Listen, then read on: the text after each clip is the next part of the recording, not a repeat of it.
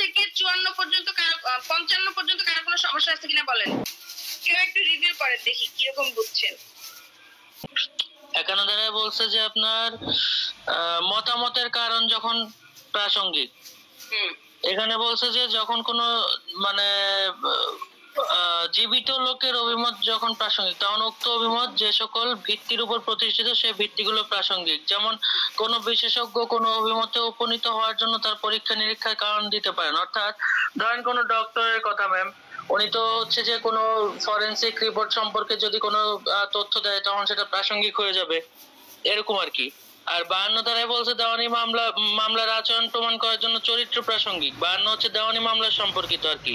অর্থাৎ হচ্ছে দেওয়ানি মামলায় পক্ষগণের চরিত্র অপ্রাসঙ্গিক, কিন্তু যদি ওই মামলার চরিত্র বিচার্য বিষয় হয়, মানে কারো চরিত্র নিয়ে যদি কোনো বিচার হয় তখন হ্যাঁ তখন হচ্ছে যে ম্যাডাম যদি কোনো চরিত্র নিয়ে কোনো বিষয় এখানে মামলার সাথে সংশ্লিষ্টতা হয় তখন অন্য প্রাসঙ্গিক ঘটনার সাথে সম্পর্ক সূত্রে চরিত্রটির মানে প্রাসঙ্গিক হয়ে যাবে, মানে চরিত্র সম্পর্কিত মতামত তখন প্রাসঙ্গিক হয়ে যাবে।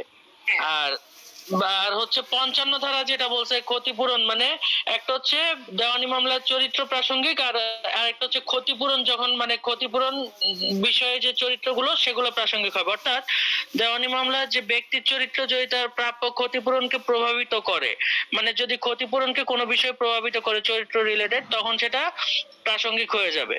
অর্থাৎ আপনার চরিত্র সম্পর্কে ধারণা বিশেষ কোনো উপলক্ষে সামনে আসলে বিশেষ কোনো চারিত্রিক মানে মানে চরিত্র যেটা হচ্ছে আপনার ক্ষতিপূরণকে প্রভাবিত করবে দেওয়ানি মামলা, সেটা প্রাসঙ্গিক হবে আর কি 55 ধারা অনুযায়ী। আর 53 ধারায় বলছে ফৌজদারি মামলার পূর্ববর্তী সচ্চরিত্র প্রাসঙ্গিক। অর্থাৎ ব্যক্তির চরিত্র যে ভালো, মানে ওই যে যেটা বললাম যে এই লোকটা তো ভালো, উনি খারাপ কাজটা কিভাবে করলো, মানে চরিত্র ভালো এটা প্রাসঙ্গিক হয়ে যাবে। যদি কোনো ব্যক্তির নামে যদি খারাপ কোনো হয় মানে অ্যাবিউজ হয় বা রিউমার হয়, হ্যাঁ, কিন্তু ওই লোকটা যদি ভালো থাকে বা কারো কাছে ভালো মানে হয় ভালো ভালোভাবে পরিচিত হয় তখন ওই প্রসঙ্গটা প্রাসঙ্গিক হয়ে যাবে।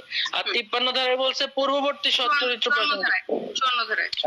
54 ধারায় হ্যাঁ 54 ধারায় বলছে উত্তর প্রদানের প্রসঙ্গ ছাড়া পূর্ববর্তী অসৎ চরিত্র প্রাসঙ্গিক নয়।